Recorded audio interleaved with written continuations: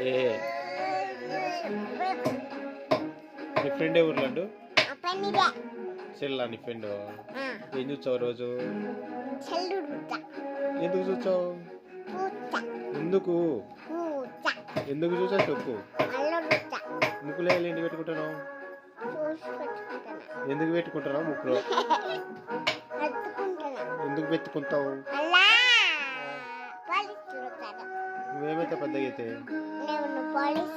Police ఏం చేస్తావు?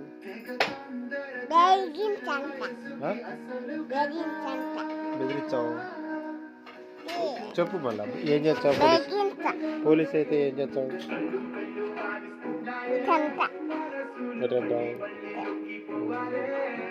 అంటావా?